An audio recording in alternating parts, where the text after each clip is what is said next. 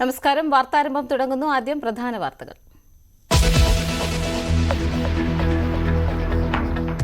മന്ത്രിയായി OR കേളുവിന്റെ സത്യപ്രതിജ്ഞ ഇന്ന്. ചടങ്ങുകൾ വൈകിട്ട് 4-ന് രാജ്ഭവനിൽ. പങ്കെടുക്കാൻ UDF.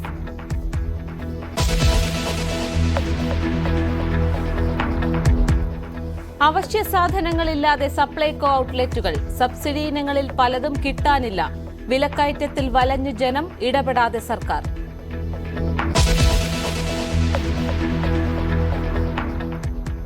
മഴ കനക്കും. 3 ജില്ലകളിൽ റെഡ് അലർട്ട്. മുന്നറിയിപ്പ് കോഴിക്കോട്, കണ്ണൂർ, വയനാട് ജില്ലകളിൽ. 6 ജില്ലകളിൽ ഓറഞ്ച് അലർട്ട്.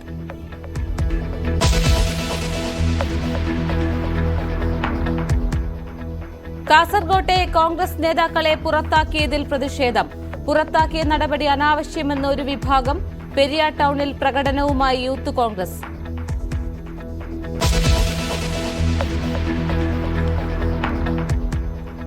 നേതൃമാറ്റം അജണ്ടയിലില്ലെന്ന് CPM സംസ്ഥാന സെക്രട്ടറി. പിണറായി വിജയൻ നെടുംതൂണായ നേതാവ്. EP ജയരാജൻ ജാവദേക്കർ കൂടിക്കാഴ്ച ഗൌരവമായി പരിശോധിക്കുമെന്നും MV ഗോവിന്ദൻ. സെക്രട്ടറിയുടെ നിലപാട് മാതൃഭൂമിക്ക് നൽകിയ അഭിമുഖത്തിൽ.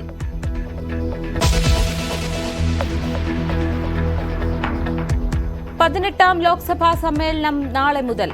പ്രോടേം സ്പീക്കർ സഹായിക്കാനുള്ള സമിതിയിൽ നിന്നും ഇന്ത്യ സഖ്യം പിന്മാറിയേക്കും. MPമാരുടെ സത്യപ്രതിജ്ഞ നാളെയും മറ്റന്നാളും നടക്കും.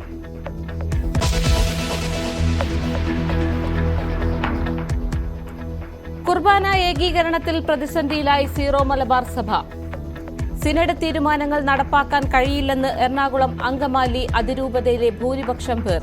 ചർച്ചകളും വഴിമുട്ടി. പുതിയ സർക്കുലർ പിൻവലിക്കണമെന്ന ആവശ്യം.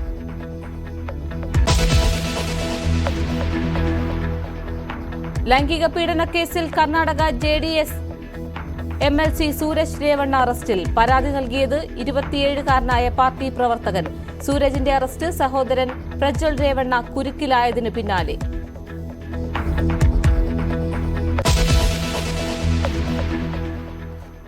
വാർത്താരംഭത്തിലേക്ക് വിശദമായി.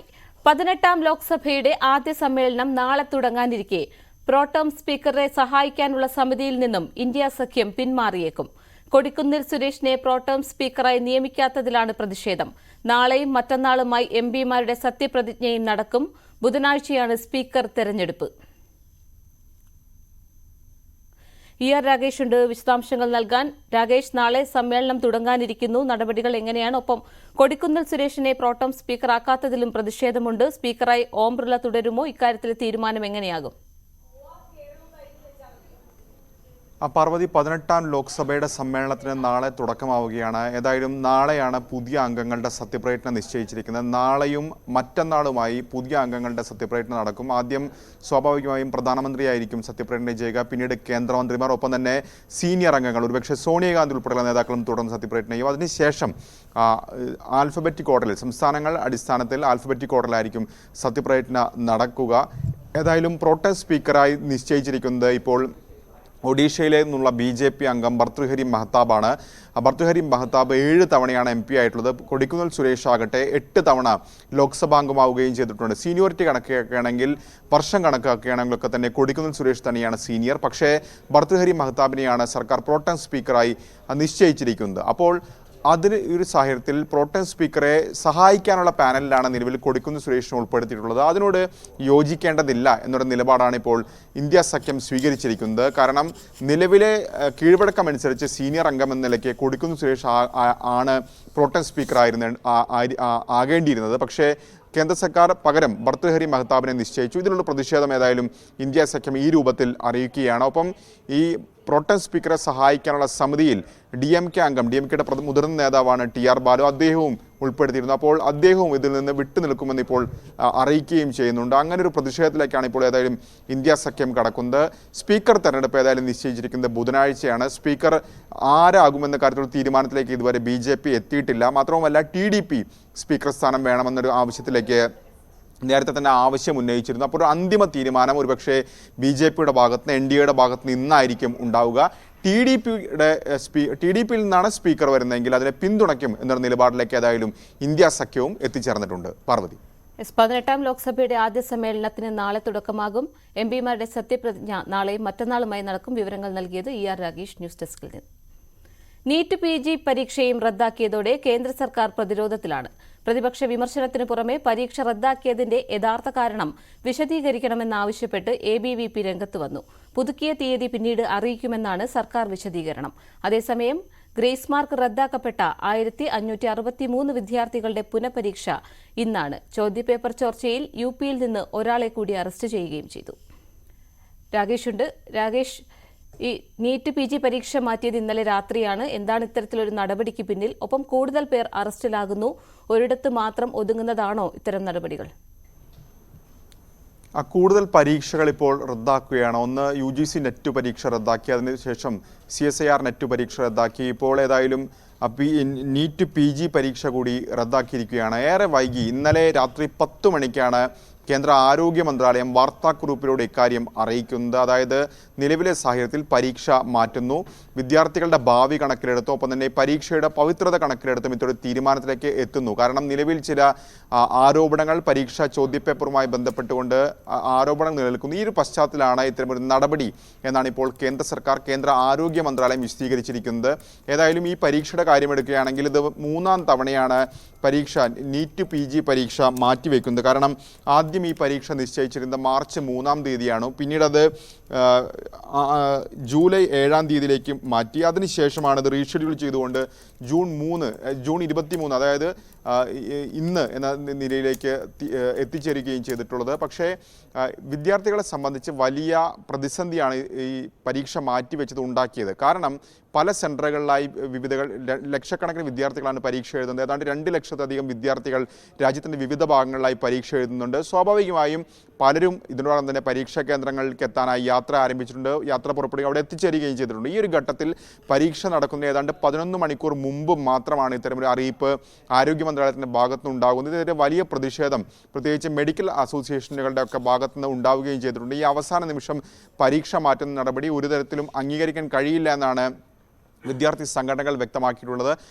ഭരണാനുകൂല സംഘടനയായ ABVP ഇപ്പോൾ സർക്കാരിനെ ചോദ്യം ചെയ്തുകൊണ്ട് രംഗത്ത് വരുന്ന സാഹചര്യത്തിലേക്ക് എത്തിയിരിക്കുന്നു. കാരണം വലിയ പ്രതിഷേധമാണ് വിദ്യാർത്ഥികളുടെ അടക്കം ഭാഗത്തുനിന്ന് ഇപ്പോൾ ഉണ്ടായിക്കൊണ്ടിരിക്കുന്നത്. ABVP വ്യക്തമാക്കിയിരിക്കുന്നത് ഈ പരീക്ഷ മാറ്റിവെച്ചതിൻ്റെ യഥാർത്ഥ കാരണം എന്താണെന്ന് വ്യക്തമാക്കണമെന്നാണ്. സമാനമായ ആവശ്യം SFI ഉന്നയിച്ചിട്ടുണ്ട്. പ്രത്യേകിച്ച് വിദ്യാർത്ഥികൾക്ക് താമസത്തിനും മറ്റുമായി യാത്രയ്ക്കും മറ്റുമായി വലിയ ചെലവ് വരുന്ന സാഹചര്യമുണ്ട്. അപ്പോൾ ആ ചെലവ് നൽകാൻ കേന്ദ്രം തയ്യാറാകണമെന്നൊരു ആവശ്യം ഉന്നയിച്ചിരിക്കുകയാണ്. ഏതായാലും ഇതുമായി ബന്ധപ്പെട്ട് വലിയ പ്രതിഷേധത്തിലേക്ക് പ്രതിപക്ഷം ഇതിനോടകം തന്നെ കടന്നിട്ടുണ്ട്. ഡൽഹിയിലടക്കം വലിയ രീതിയിൽ സമരങ്ങൾ നടന്നു. രാജ്യത്തിൻ്റെ പല ഭാഗങ്ങളിലും സമാനമായ രീതിയിൽ സമരം നടന്നു. നാളെ പാർലമെന്റ് ആരംഭിക്കാനിരിക്കുമ്പോൾ ഈ വിഷയത്തിൽ കേന്ദ്ര സർക്കാർ തന്നെ പ്രതിരോധത്തിലാക്കാൻ തന്നെയായിരിക്കും പ്രതിപക്ഷത്തിൻ്റെ നീക്കം. അതേസമയം തന്നെയാണ് ഈ കേസിൽ കൂടുതൽ അറസ്റ്റ് ഇപ്പോൾ ഉണ്ടാകുന്നത്. ഇന്നലെ ജാർഖണ്ഡിൽ നിന്ന് 6 പേരെ അറസ്റ്റ് ചെയ്തെങ്കിൽ ഇപ്പോൾ UPയിൽ നിന്ന് ഒരാളെ അറസ്റ്റ് ചെയ്തു. ഇയാൾക്ക് ഈ ചോദ്യപേപ്പർ ചോർച്ചയുമായി ബന്ധപ്പെട്ടുകൊണ്ട് വലിയ പങ്കുണ്ട് എന്നാണ് ഇപ്പോൾ പോലീസ് വ്യക്തമാക്കുന്നത്. അതിൽ നിന്ന് വ്യക്തമാക്കുന്നത് ജാർഖണ്ഡിലും ബീഹാറിലും മാത്രം ഒതുങ്ങി നിൽക്കുന്നതല്ല ഈ തട്ടിപ്പ്, അത് മറ്റ് സംസ്ഥാനങ്ങളിലും വ്യാപിച്ചു കിടക്കുന്ന വലിയ തട്ടിപ്പാണെന്നതിൻ്റെ വിവരങ്ങളാണ് ഇപ്പോൾ ഏതായാലും ഈ ഘട്ടത്തിൽ പുറത്തു വരുന്നത്. രാഗേഷ്, ഈ ഒരു ക്രമക്കേടിന് പിന്നാലെ നീറ്റിന്റെ തലവനെ മാറ്റിയിരിക്കുന്നു, ഒപ്പം നടപടികൾ കൂടുതലായി ഉണ്ടാകുന്നു. ക്രമക്കേടിൽ എങ്ങനെ പ്രതിരോധിക്കാനായിരിക്കും കേന്ദ്രത്തിന്റെ നീക്കം? പ്രത്യേകിച്ച് ഈ പ്രതിപക്ഷം വലിയ രീതിയിൽ ഈ വിഷയം ഉയർത്തിക്കൊണ്ടുവരുമ്പോൾ പ്രതിപക്ഷം ഈ വിഷയം വലിയ രീതിയിൽ കഴിഞ്ഞ ദിവസങ്ങളൊക്കെ തന്നെ ഉയർത്തിക്കൊണ്ടുവന്നിരുന്നു. പ്രത്യേകിച്ച് പ്രതിപക്ഷം ഉന്നയിക്കുന്ന പ്രധാനപ്പെട്ട ആവശ്യം ഇത് കഴിഞ്ഞ തവണ തന്നെ, അതായത് ധർമ്മേന്ദ്ര പ്രധാൻ രാജിവെക്കണം എന്നൊരു ആവശ്യമാണ് പ്രതിപക്ഷം ഉന്നയിക്കുന്നത്. അതിന് പ്രധാനപ്പെട്ട കാരണം കഴിഞ്ഞ സർക്കാരിൻ്റെ തുടർച്ചയാണ് ഈ സർക്കാർ. കഴിഞ്ഞ സർക്കാരിലും വിദ്യാഭ്യാസ വകുപ്പ് കൈകാര്യം ചെയ്തിരുന്നത് ധർമ്മേന്ദ്ര പ്രധാനാണ്. അപ്പോൾ ധർമ്മേന്ദ്ര പ്രധാൻ രാജിവെക്കണമെന്ന ആവശ്യത്തിൽ ഉറച്ചു നിൽക്കുകയാണ് പ്രതിപക്ഷം. ഇപ്പോഴും സമാനമായ ആവശ്യത്തിന് വിട്ടുവീഴ്ച ചെയ്യാൻ തയ്യാറായിട്ടില്ല. രാഹുൽ ഗാന്ധി അടക്കമുള്ള നേതാക്കൾ ഇത് വ്യാപം അഴിമതിക്ക് സമാനമാണെന്ന പ്രതികരണം ഇതിനോടൊപ്പം തന്നെ നടത്തിക്കഴിയുകയും ചെയ്തിരിക്കുന്നു. അപ്പോൾ അടുത്ത 2 ദിവസങ്ങളിൽ ഏതായാലും സത്യപ്രതിജ്ഞ അടക്കമുള്ള ചടങ്ങുകൾ പാർലമെന്റ് വലിയ ബഹളത്തിലേക്ക് പോകില്ല. പക്ഷേ അതിനുശേഷം നീറ്റ് പരീക്ഷാ ക്രമക്കേടിൽ അടക്കം വിശദീകരണം തേടി വിദ്യാർത്ഥി സംഘടനകൾ രംഗത്ത് വന്നു. ABVPയും SFIയും ഈ വിഷയത്തിൽ വിശദീകരണം ആവശ്യപ്പെട്ടും നഷ്ടപരിഹാരം നൽകണമെന്ന SFIയും ആവശ്യപ്പെട്ടു. വിശദാംശങ്ങൾ നൽകിയത് ന്യൂസ് ഡെസ്കിൽ നിന്നും ER രാഗേഷ്. OR കേളു ഇന്ന് മന്ത്രിയായി സത്യപ്രതിജ്ഞ ചെയ്യും. മാനന്തവാടി MLA ആണ് OR കേളു. വൈകിട്ട് 4 മണിക്ക് രാജ്ഭവനിലാണ് സത്യപ്രതിജ്ഞാ ചടങ്ങ്. ഗവർണർ ആരിഫ് മുഹമ്മദ് ഖാൻ സത്യവാചകം ചൊല്ലിക്കൊടുക്കും.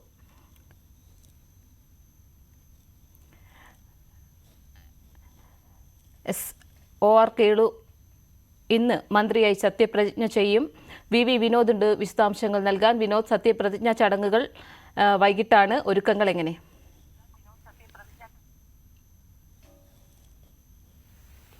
പർവതി 4:30 മണിക്ക് രാജ്ഭവനിലാണ് സത്യപ്രതിജ്ഞാ ചടങ്ങ്. മുഖ്യമന്ത്രി ഉൾപ്പെടെയുള്ളവർ പങ്കെടുക്കും. പ്രതിപക്ഷവും സഹകരിക്കുമെന്നാണ് അറിയിച്ചിട്ടുള്ളത്. ഗവർണർ സത്യവാചകം ചൊല്ലിക്കൊടുക്കും. പട്ടികജാതി പട്ടികവർഗ വികസന വകുപ്പ് മാത്രമാണ് OR കേളുവിന് ഇപ്പോൾ നൽകിയിട്ടുള്ളത്. നേരത്തെ കെ രാധാകൃഷ്ണൻ അദ്ദേഹത്തിന് ദേവസ്വം വകുപ്പ് ഉൾപ്പെടെ ഉണ്ടായിരുന്നെങ്കിലും പാർലമെന്ററി കാര്യം ഉൾപ്പെടെയുള്ള വകുപ്പുകൾ ഉണ്ടായിരുന്നെങ്കിൽ കൂടിയും ഇദ്ദേഹത്തിന് ഒരു വകുപ്പ് മാത്രമാണ് നൽകിയത്. ഇത് സംബന്ധിച്ചുള്ള ചില വിവാദങ്ങളും ഉയർന്നു വരുന്നുണ്ട്. എന്തുകൊണ്ടാണ് ദേവസ്വം വകുപ്പ് ഗോത്രവർഗത്തിൽ നിന്നുള്ള കേളുവിന് കൊടുക്കാത്തതെന്നാണ് ചോദ്യം. പ്രധാനമായും ഗീതാനന്ദൻ ഉൾപ്പെടെയുള്ളവർ കഴിഞ്ഞ ദിവസം ഇതൊരു പരാതിയായി തന്നെ ഉന്നയിച്ചിരുന്നു. ഇടതുപക്ഷം തെരഞ്ഞെടുപ്പിൽ വലിയ തോൽവിയിലേക്ക് പോയി അവിടെ തിരുത്തൽ നടപടികൾ ഉണ്ടാകുമെന്ന് വ്യക്തമാക്കുമ്പോൾ ഇങ്ങനെ ഗോത്രവിഭാഗത്തിൽ നിന്ന് വന്ന ഒരാളെ എന്തുകൊണ്ട് അവഗണിക്കുന്നു എന്ന ചോദ്യമാണ് പ്രധാനമായും അവർ ഉന്നയിച്ചത്. പക്ഷേ OR കേളുവിന് നമുക്ക് അദ്ദേഹത്തിന്റെ പ്രതികരണങ്ങൾ നൽകിയിരുന്നു. വിവിധ കാര്യങ്ങളിലായി അദ്ദേഹം പ്രതികരണങ്ങൾ നടത്തി. ഈ ഒരു ചോദ്യത്തിന് അദ്ദേഹം മറുപടി നൽകിയത് തനിക്ക് ദേവസ്വം ബോർഡ് അല്ലെങ്കിൽ ദേവസ്വം മന്ത്രി സ്ഥാനം തരാത്തതിനെക്കുറിച്ച് പറയുന്നവർ വർഗീയ വിഷം കുത്തിവെക്കുകയാണ് എന്ന ഒരു മറുപടിയാണ് അദ്ദേഹം നൽകിയത്. സ്വാഭാവികമായും ഒരു പുതുമുഖമായ തനിക്ക് കൃത്യമായ വകുപ്പ് തന്നെയാണ് നൽകിയിട്ടുള്ളത്. പരിഗണന ലഭിച്ചിട്ടുണ്ട്. പാർട്ടി എല്ലാ കാലവും തന്നെ ചേർത്ത് നിർത്തിയിട്ടുള്ളതാണ്. പാർട്ടി പറഞ്ഞ ഉത്തരവാദിത്തങ്ങൾ എല്ലാ കാലത്തും പൂർത്തിയാക്കാൻ തന്റെ കഴിവിന്റെ പരമാവധി ശ്രമിച്ചിട്ടുണ്ട് എന്ന കാര്യം അദ്ദേഹം പറയുന്നു. പക്ഷെ അതിനോടൊപ്പം തന്നെ അദ്ദേഹം ചേർത്ത് വെക്കുന്ന മറ്റൊരു കാര്യമുണ്ട്. വരേണ്യ വിഭാഗത്തിന്റെ ചിന്താഗതികൾ പൂർണ്ണമായും കേരളത്തിൽ നിന്ന് മാഞ്ഞു പോയിട്ടില്ല. അത്തരം ചിന്താഗതികൾ ഇപ്പോഴും നിലനിൽക്കുന്നുണ്ട്. സ്വാമി വിവേകാനന്ദന് വർഷങ്ങൾക്ക് മുൻപ് തന്നെ കേരളത്തിലെ സാമൂഹ്യ സ്ഥിതിയെക്കുറിച്ച് പറയേണ്ടി വന്നിരുന്നു. എന്നാൽ CPM ഉൾപ്പെടെയുള്ള ഇടതു പ്രസ്ഥാനങ്ങൾ കേരളത്തിൽ നിലനിൽക്കുന്നതുകൊണ്ടാണ് ഇപ്പോഴും ഈ വർഗീയ ചിന്ത അല്ലെങ്കിൽ ആ തരത്തിലുള്ള ചേരിതിരിവ് ഇല്ലാതെ കേരളം സമാധാനപരമായി മുന്നോട്ട് പോകുന്നത്. അതിന് ഇടതു പ്രസ്ഥാനങ്ങൾ വഹിക്കുന്ന പങ്ക് ചെറുതല്ല എന്ന കാര്യം കൂടി OR കേളു പറയുന്നു. മന്ത്രിയായി സത്യപ്രതിജ്ഞ ചെയ്യും. വൈകിട്ട് 4 മണിക്ക് രാജ്ഭവനിലാണ് ചടങ്ങുകൾ. വിവരങ്ങൾ നൽകിയത് തിരുവനന്തപുരത്ത് നിന്നും VV വിനോദ്. OR കേളുവിന്റെ സത്യപ്രതിജ്ഞാ ചടങ്ങിൽ പങ്കെടുക്കാനുള്ള UDF തീരുമാനം രാഷ്ട്രീയ ലക്ഷ്യത്തോടെന്ന് സൂചന. ദേവസ്വം ഉൾപ്പെടെയുള്ള വകുപ്പുകൾ ഒഴിവാക്കി കേളുവിനെ പേരിന് മാത്രം മന്ത്രിയാക്കിയെന്നാണ് പ്രതിപക്ഷത്തിന്റെ ആരോപണം. സത്യപ്രതിജ്ഞാ ചടങ്ങിൽ പങ്കെടുക്കുന്നതിലൂടെ പിന്നോക്ക വിഭാഗത്തിനൊപ്പമാണ് കോൺഗ്രസ് എന്ന സന്ദേശം നൽകാനാണ് നേതൃത്വത്തിന്റെ കണക്കുകൂട്ടൽ. സാധാരണയായി സർക്കാർ പരിപാടികളിൽ നിന്ന് വിയോജിപ്പ് രേഖപ്പെടുത്തി വിട്ടുനിൽക്കാറുള്ള പ്രതിപക്ഷം OR കേളുവിന്റെ സത്യപ്രതിജ്ഞാ ചടങ്ങിൽ പങ്കെടുക്കും എന്ന് വ്യക്തമാക്കിയതിലൂടെ കൃത്യമായ ഒരു രാഷ്ട്രീയം തന്നെയാണ് മുമ്പോട്ട് വെക്കുന്നത്. അവിടെ ദേവസ്വം ഉൾപ്പെടെയുള്ള പ്രധാനപ്പെട്ട വകുപ്പുകൾ OR കേളുവിന് നിഷേധിച്ചത് അത് കൃത്യമായ അവഗണനയായി തന്നെ പ്രതിപക്ഷം ചൂണ്ടിക്കാണിക്കുന്നു. അത്തരത്തിലുള്ള രാഷ്ട്രീയ പ്രചാരണങ്ങൾക്ക് തുടക്കമിടുകയും ചെയ്തിരിക്കുന്നു. പേരിന് ഒരു മന്ത്രിസ്ഥാനം മാത്രമാണ് OR കേളുവിന് നൽകിയിരിക്കുന്നത് എന്ന തരത്തിലുള്ള ആക്ഷേപമാണ് പ്രതിപക്ഷം ഉന്നയിക്കുന്നത്. അതോടൊപ്പം ദളിത് വിവാഹങ്ങൾക്ക് ഒപ്പം തന്നെയാണ് കോൺഗ്രസ് എന്ന അല്ലെങ്കിൽ പ്രതിപക്ഷം എന്ന ഒരു ധാരണ അത് സാധാരണക്കാർക്കിടയിൽ പാർശ്വവൽക്കരിക്കപ്പെട്ട സമൂഹത്തിനിടയിൽ ഉണ്ടാക്കിയെടുക്കാൻ ഈ സത്യപ്രതിജ്ഞാ ചടങ്ങിൽ പങ്കെടുക്കുന്നതിലൂടെ കഴിയും എന്ന ഒരു വിലയിരുത്തൽ കൂടി കോൺഗ്രസ് നേതൃത്വത്തിനുണ്ട്. അതുകൊണ്ട് തന്നെയാണ് OR കേളുവിന്റെ സത്യപ്രതിജ്ഞാ ചടങ്ങിൽ പങ്കെടുക്കും എന്ന കാര്യം ഔദ്യോഗികമായി പ്രതിപക്ഷ നേതാവ് തന്നെ വ്യക്തമാക്കിയിരിക്കുന്നതും. എന്തായാലും ഈ ദേവസ്വം ഉൾപ്പെടെയുള്ള പ്രധാനപ്പെട്ട വകുപ്പുകൾ OR കേളുവിന് നൽകാത്തതിനെതിരെ രാഷ്ട്രീയ പ്രചാരണം ശക്തമാക്കുന്നതിന് വേണ്ടിയിട്ടുള്ള കൂടിയാലോചനകളാണ് കോൺഗ്രസ് നേതൃത്വത്തിന്റെ ഭാഗത്തു നിന്ന് നടന്നുകൊണ്ടിരിക്കുന്നത്. തനിക്ക് ദേവസ്വം മന്ത്രിസ്ഥാനം നൽകിയില്ലെന്ന് പരാതി പറയുന്നവർ സമൂഹത്തിൽ വിഷം കലർത്തുന്നവരെന്ന് OR കേളു. എന്നാൽ വരേണ്യ ചിന്ത കൊണ്ട് നടക്കുന്നവർ ഇപ്പോഴുമുണ്ട്. വന്യജീവി ശല്യം കുറയ്ക്കാൻ കൂടുതൽ നടപടികൾ സ്വീകരിക്കുമെന്നും അദ്ദേഹം ന്യൂസ് 18നോട് പറഞ്ഞു. മന്ത്രി ആകാൻ വേണ്ടി പോകുന്നു, മനസ്സിലൊരു ആശങ്കയുണ്ട്. പിന്നെ കുറെ കാര്യങ്ങൾ ചെയ്യണമെന്നുണ്ട്. ആശങ്ക എന്ന് പറഞ്ഞപ്പോൾ രണ്ട് വർഷമാണ് നമുക്ക് ചുരുങ്ങിയത് നമ്മുടെ മുമ്പിലുള്ളൊരു സമയം എന്ന് പറയുന്നത്. ആ 2 വർഷം കൊണ്ട് നമുക്ക് പ്രതീക്ഷയ്ക്കൊത്ത് അല്ലെങ്കിൽ എൻ്റെ ഒരു ഭാവനയ്ക്കൊത്ത് ചെയ്യാനുള്ള സമയമില്ല എന്നുള്ളൊരു വസ്തുതയാണ്. പക്ഷെ എന്നാലും വയനാട്ടിലെ ഇപ്പോൾ ജനങ്ങൾ അഭിമുഖീകരിക്കുന്ന ഏറ്റവും പ്രധാനപ്പെട്ട ഒരു വിഷയം എന്ന് പറയുന്നത് വന്യമൃഗ ശല്യം. അതോടൊപ്പം തന്നെ അവിടെ രാത്രികാല നിരോധനത്തിന്റെ വിഷയമുണ്ട്, ചുരമില്ലാത്ത ബദൽ വിഷയമുണ്ട്, വയനാട്ടിലെ തദ്ദേശീയ ജനവിഭാഗങ്ങളുടെ ജീവിത വിഷയങ്ങളുണ്ട്. ഇങ്ങനെ ഒരുപാട് വിഷയങ്ങൾ ഇപ്പോൾ നമ്മളെല്ലാവരും ചർച്ച ചെയ്യപ്പെടുന്ന വയനാടിന്റെ മെഡിക്കൽ കോളേജിന്റെ ഒരു പൂർണ്ണത ഒരു വിഷയമുണ്ട്. ഈ കാര്യങ്ങളൊക്കെ വയനാട്ടിലെ ഒരു മന്ത്രിയായി വരുമ്പോൾ വയനാട്ടിലെ ജനങ്ങൾക്ക് വലിയ പ്രതീക്ഷയാണുള്ളത്. അപ്പോൾ ആ പ്രതീക്ഷകളൊക്കെ എങ്ങനെ നടപ്പാക്കി കൊടുക്കുമെന്നുള്ള ഒരു ആശങ്കയാണ് കാര്യമായിട്ട് മനസ്സിലുള്ളത്. വന്യമൃഗശല്യവും ഇപ്പോൾ വയനാട്ടിൽ മാത്രമല്ല, ഇപ്പോൾ കേരളത്തിൽ മാത്രമല്ല, ഇപ്പോൾ ഇന്ത്യയിൽ മൊത്തത്തിൽ ഒരു വന്യമൃഗശല്യം അതിരൂക്ഷമാണ്. അത് നമ്മൾ കാണാതിരുന്നുകൂടാ, ഭരണകർത്താക്കൾ കാണാതിരുന്നുകൂടാ. അത് കൂടുതൽ അപകടങ്ങൾ മാത്രമേ വരുത്തി വെക്കുകയുള്ളൂ. അതുകൊണ്ടാണ് പറയുന്നത്, ഇപ്പോൾ നമ്മുടെ രാജ്യത്തിന് സ്വാതന്ത്ര്യം ലഭിച്ച 25 വർഷം കഴിഞ്ഞു. വൈൽഡ് ലൈഫ് ആക്ട് 72 നമ്മൾ ഉണ്ടാക്കിയതിന് ശേഷം നമുക്ക് എത്രയോ വർഷങ്ങൾ കഴിഞ്ഞു. അപ്പോൾ നമ്മൾ കാലാനുസൃതമായിട്ടുള്ള മാറ്റം ഈ ആക്ടിലും ഈ നിയമത്തിലും നമ്മൾ അടിയന്തരമായി കൊണ്ടുവരൽ മാത്രമേ ഇതിന് ശാശ്വതമായിട്ടുള്ള മാർഗമുള്ളൂ. ഇപ്പോൾ ഒരു മന്ത്രിയോ ഒരു MLA യോ ഒരു സ്റ്റേറ്റ് ഗവൺമെന്റോ മാത്രം വിചാരിച്ചാൽ ഇതിന് ശാശ്വതമായിട്ടുള്ള പരിഹാരം കാണാൻ സാധിക്കില്ല എന്നുള്ളത് നമ്മളെല്ലാവരും മനസ്സിലാക്കണം. അത് നിയമപരമായിട്ട് മനസ്സിലാക്കേണ്ട ഒരു കാര്യമാണ്. അതുകൊണ്ട് നമ്മൾ കൂട്ടായിട്ട് 72 വൈൽഡ് ലൈഫ് ആക്ടില് പുതിയ അമെന്റ്മെന്റ് കൊണ്ടുവരണം. അതോടൊപ്പം തന്നെ ഇതിനെ പ്രതിരോധിക്കാൻ ആവശ്യമായിട്ടുള്ള നടപടികളും അതാത് സ്റ്റേറ്റ് ഗവൺമെന്റുകളും എടുക്കൽ മാത്രമേ ഒരു കരണീയമായിട്ടുള്ള മാർഗമുള്ളൂ. അല്ല, ഇപ്പോൾ നിലവിലും നിയമമുണ്ടല്ലോ, സ്വന്തം വീട് നിർമ്മിക്കാൻ വേണ്ടിയിട്ട് മരങ്ങൾ മുറിക്കുന്നതിന് ഒരു എതിർപ്പൊന്നും ഇപ്പം ഇല്ലല്ലോ. അത്തരം കാര്യങ്ങൾക്ക് ഇപ്പം നിലവിലെ നിയമമുണ്ട്. അതേസമയത്ത് വീട്ടിൽ തെക്ക് മുറിക്കുന്നതിന് മാത്രമാണ് ചില നിബന്ധനകളുള്ളത്. അല്ലാതെ വേറെ വിഷയങ്ങളൊന്നുമില്ല. അത്തരം കാര്യങ്ങളിൽ എന്തെങ്കിലും ഇളവുകളോ ലഭ്യമാണോ, അങ്ങനെ എന്തെങ്കിലും അവരുടെ ആവശ്യത്തിന് അതെ, അല്ല, നമ്മളിപ്പോ സ്വന്തം ഇടത്തിലെ സ്വന്തം പറമ്പിലെ ഒരു മരം മുറിക്കുന്നു ഒരു വീട് നിർമ്മിക്കുന്നതിന് വേണ്ടിയിട്ട്, നമുക്കതിൽ ഗവൺമെന്റിന്റെ നിരോധനമൊന്നുമില്ല. അതേസമയത്ത് നമ്മൾ ചില കാര്യങ്ങൾ ഇപ്പം മരങ്ങൾ മുറിച്ച് കൊണ്ടുപോകുമ്പോൾ മറക്കാനായിട്ട് കൊണ്ടുപോകുമ്പോൾ പാസും മറ്റു കാര്യങ്ങളൊക്കെ നിർബന്ധമായിട്ട് വേണം. അത് പറയുന്നത് നമ്മൾ ഒരു കാര്യത്തിന് വേണ്ടിയിട്ട് മരം മുറിച്ച് നമ്മൾ കൊണ്ടുപോകുമ്പോൾ അതിന്റെ കൂട്ടത്തിൽ അനധികൃതമായിട്ടുള്ള മരങ്ങൾ കൊണ്ടുപോകും എന്നുള്ള ഒരു കാഴ്ചപ്പാടിന്റെ അടിസ്ഥാനത്തിലാണ് ആ നിയമം നേരത്തെ ഉള്ളത്. അല്ലാതെ അതൊരു നിയന്ത്രണമൊന്നും നിലവിലില്ല. മറ്റൊരു കാര്യം, മന്ത്രിയായിട്ട് വരുമ്പോൾ ദേവസ്വം വകുപ്പെങ്കിലും ഭരണമായിരുന്നു എന്നുള്ള ഒരു ആവശ്യം പല കോണുകളിൽ നിന്ന് ഉയർന്നു വരുന്നത്. എന്തുകൊണ്ടാണ് ഒരു പിന്നാക്ക വിഭാഗത്തിൽ നിന്ന് വരുന്ന ആളായതുകൊണ്ടാണോ അങ്ങനെ ഒഴിവാക്കി നിർത്തുന്നത്? ആ തരത്തിലൊക്കെ ചോദ്യങ്ങൾ കഴിഞ്ഞ ദിവസം ഗീതാനന്ദനടക്കമുള്ളവർ അക്കാര്യത്തിൽ പ്രതികരണങ്ങൾ നടത്തിയിരുന്നു. കേരളത്തിൽ എന്താ? അതെ, എനിക്ക് അങ്ങനെ ചോദിക്കുന്നവരോട് പറയാനുള്ളത്, എന്താണ് അതിന്റെ ലോജിക്ക് അവർ പറയണം. അപ്പൊ അതിന്റെ ലോജിക്ക് പറഞ്ഞു കഴിഞ്ഞാൽ കൃത്യമായിട്ട് അതിന്റെ മറുപടി നമ്മൾ പറയും. ഞാൻ ഒറ്റ കാര്യമേ പറയുന്നുള്ളൂ. കഴിഞ്ഞ 3 വർഷക്കാലം ദേവസ്വം ബോർഡ് കൈകാര്യം ചെയ്ത ആരാ? ഇപ്പോൾ ഒരാഴ്ച മുമ്പ് ആരാ കൈകാര്യം ചെയ്തത് കേരളത്തിന്റെ ദേവസ്വം ബോർഡ്? ആ വകുപ്പ് കൈകാര്യം ചെയ്തതെന്ന് ആരാ? ഈ പറയുന്ന ഗീതാനന്ദൻ കാണുന്നില്ലേ? അല്ലെങ്കിൽ മറ്റു രാഷ്ട്രീയ നേതാക്കന്മാർ കാണുന്നില്ലേ? അത് എന്ത് പറയാ, ഇത്തരം ആൾക്കാരാണ് എന്റെ ഒരു കാഴ്ചപ്പാടിൽ നമ്മുടെ സമൂഹത്തിലെ ജാതിയും മതവും അന്ധവിശ്വാസങ്ങളും ഈ ചേരിതിരിവൊക്കെ ഉണ്ടാക്കുന്നത് ഇങ്ങനെ പറയുന്ന ആൾക്കാരാണ്. ഇടവേളയ്ക്ക് ശേഷം മടങ്ങിയെത്താം.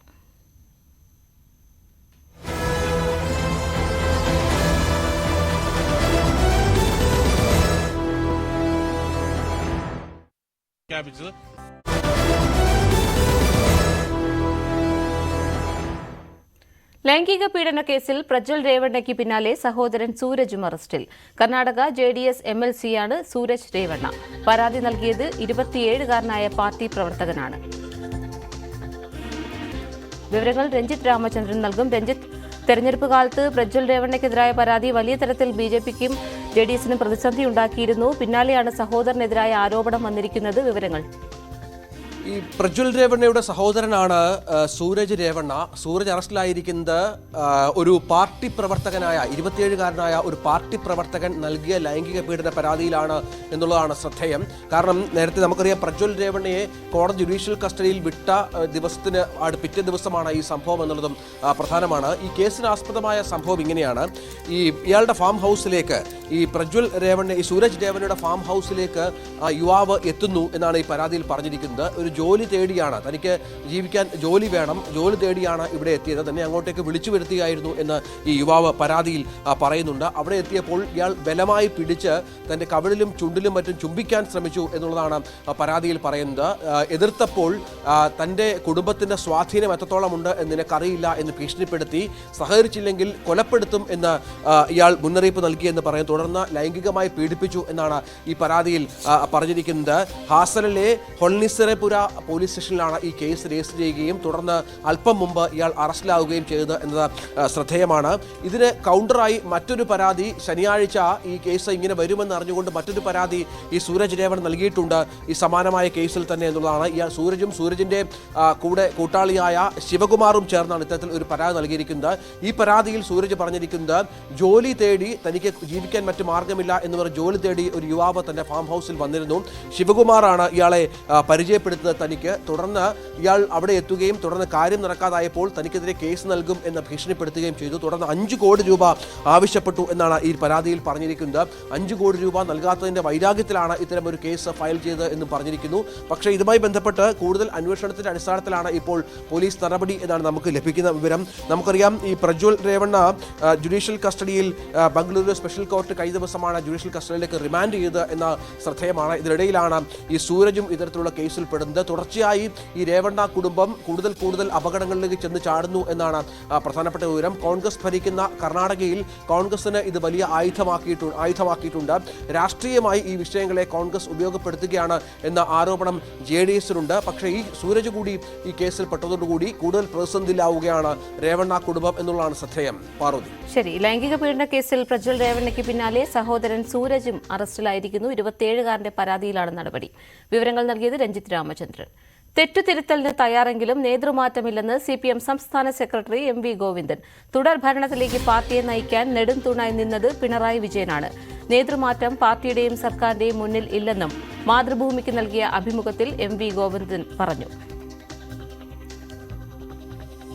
VV വിനോദ് വിശദാംശങ്ങൾ നൽകാൻ. വിനോദ്, നേതൃമാറ്റമില്ല, പക്ഷേ ഈ അഭിമുഖത്തിൽ പറയുന്നൊരു കാര്യം EP ജാവദേക്കർ കൂടിക്കാഴ്ചയിൽ ഈ വിവാദം ഗൗരവമായി പരിശോധിക്കുമെന്നുമാണ്. എന്താണ് മനസ്സിലാക്കേണ്ടത്?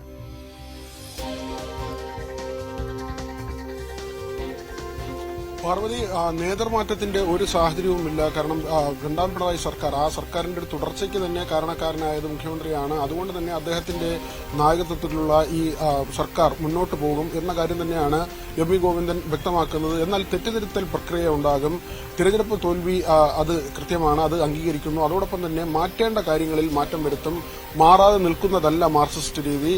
എന്തെങ്കിലും പ്രശ്നങ്ങളുണ്ടെങ്കിൽ അല്ലെങ്കിൽ മാറ്റേണ്ട കാര്യങ്ങളുണ്ടെങ്കിൽ അത് കൃത്യമായും മാറ്റി മുന്നോട്ട് പോകും. ജനങ്ങളെ കൂടുതൽ പാർട്ടിയുമായി അടുപ്പിച്ചുള്ള പ്രവർത്തനങ്ങളിലേക്കാണ് പോകുന്നത്. താഴെത്തട്ടിലെ പ്രവർത്തനങ്ങൾ കൂടുതൽ ശക്തമാക്കും തുടങ്ങിയ കാര്യങ്ങൾ MV ഗോവിന്ദൻ പറയുന്നു. മാത്രവുമല്ല, ഈ മാധ്യമങ്ങൾ പറയുന്ന തരത്തിലാണെങ്കിൽ 33% വോട്ട് ഇപ്പോഴും നേടാൻ കഴിഞ്ഞു. അങ്ങനെയെങ്കിൽ എങ്ങനെയാണ് ജനകീയ അടിത്തറ തകർന്നു എന്ന് പറയുക എന്ന ചോദ്യം കൂടി അദ്ദേഹം ഉന്നയിക്കുന്നുണ്ട്. EP ജയരാജൻ, പ്രകാശ് ജാവദേക്കർ കൂടിക്കാഴ്ച അത് നേരത്തെ വലിയ വിവാദമായതാണ്. തിരഞ്ഞെടുപ്പ് സമയത്ത് വലിയ തോതിൽ ചർച്ചയായി ഉയർന്നു വന്ന ഒരു കാര്യമാണ്.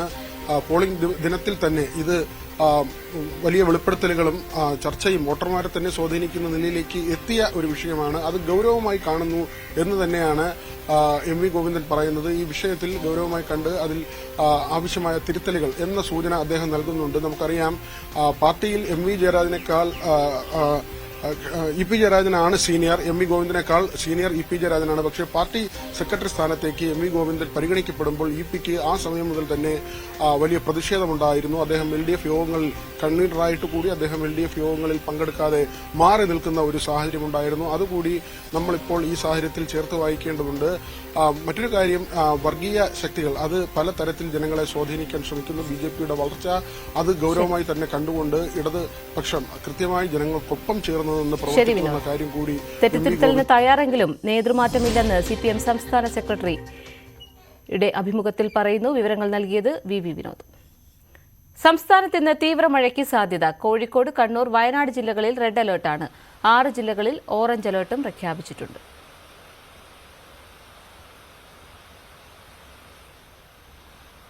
കുർബാന ഏകീകരണത്തിൽ പ്രതിസന്ധിയിലായി സിറോ മലബാർ സഭ. സിനഡ് തീരുമാനങ്ങൾ നടപ്പാക്കാൻ കഴിയില്ലെന്ന് എറണാകുളം അങ്കമാലി അതിരൂപതയിലെ വലിയൊരു വിഭാഗം വിശ്വാസികളും വൈദികരും വ്യക്തമാക്കിയതോടെ ചർച്ചകൾ പൂർണ്ണമായും വഴിമുട്ടി. ജൂലൈ 3 മുതൽ തീരുമാനം നടപ്പാക്കിയില്ലെങ്കിൽ നടപടി ഉണ്ടാകുമെന്ന സർക്കുലർ പിൻവലിക്കണമെന്നാണ് ഔദ്യോഗിക പക്ഷത്തെ എതിർക്കുന്നവരുടെ പ്രധാന ആവശ്യം. ഇക്കാര്യത്തിൽ സഭാ നേതൃത്വം തീരുമാനം വ്യക്തമാക്കിയിട്ടുമില്ല. കുർബാന ഏകീകരണത്തിൽ പ്രതിസന്ധിയിലായിരിക്കുകയാണ് സിറോ മലബാർ സഭ. സിനഡ് തീരുമാനങ്ങൾ നടപ്പാക്കാൻ കഴിയില്ലെന്നാണ് എറണാകുളം അങ്കമാലി അതിരൂപതയിലെ വലിയൊരു വിഭാഗം വിശ്വാസികളും വൈദികരും നിലപാടെടുത്തത്. ഡാനി പോൾ ഉണ്ട് വിശദാംശങ്ങൾ നൽകാൻ. ഡാനി, സിനഡ് തീരുമാനങ്ങൾ നടപ്പാക്കില്ലെന്ന് ഉറച്ചു നിൽക്കുകയാണ് ഒരു വിഭാഗം. വിവരങ്ങൾ.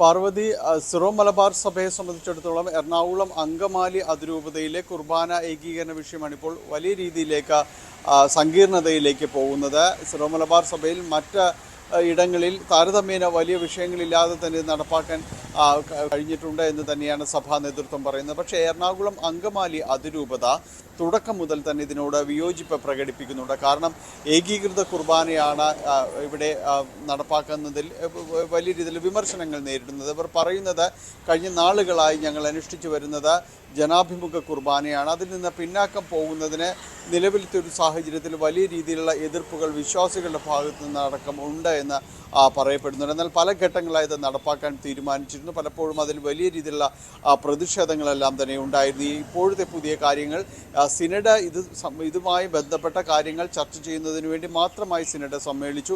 സിനഡ് 2 സിനഡാനന്തര സർക്കുലർ എന്ന രീതിയിൽ പുറത്തു വന്ന സിനഡിൽ സർക്കുലർ പറയുന്നത് കുർബാന ഏകീകരണം നടപ്പാക്കണം. പക്ഷേ അതിൽ ചില ഇളവുകൾ സൂചനകൾ നൽകിയിരുന്നു. അതിൽ ജനാഭിമുഖ കുർബാന അതിനോടൊപ്പം തന്നെയും ഏകീകരിച്ച കുർബാന ഒന്നെങ്കിലും അത് ഞായറാഴ്ച ദിവസങ്ങളിലും മറ്റ് വിശേഷപ്പെട്ട ദിവസങ്ങളിലും എല്ലാം തന്നെ അത് കൃത്യമായി ആഴ്ചയിൽ ഒരു ദിവസമെങ്കിലും അതുണ്ടാകണം. മറ്റ് മതമേലധ്യക്ഷന്മാർ തന്നെ മറ്റ് ഇടവകളിൽ നിന്നെല്ലാം വരുമ്പോഴും നടപ്പാക്കേണ്ടതും ഏകീകരിച്ച കുർബാന തന്നെയാണെന്ന് പറയുകയും ചെയ്തിരുന്നു. അതോടൊപ്പം അതിൽ സൂചിപ്പിച്ചിരുന്നു കഴിഞ്ഞ സർക്കുലർ അത് നിലനിൽക്കുമെന്ന്.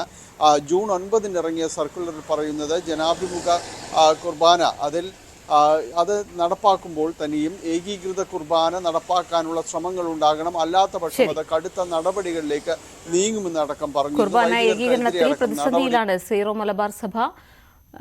എറണാകുളം അങ്കമാലി അതിരൂപതയിലെ ഒരു വിഭാഗം സിനഡ് തീരുമാനങ്ങൾ നടപ്പാക്കാനാകില്ലെന്ന നിലപാട് തുടരുകയാണ്. വിവരങ്ങൾ നൽകിയത് ഡാനി പോൾ. വാർത്താരംഭം പൂർണ്ണമാകുന്നു. നമസ്കാരം.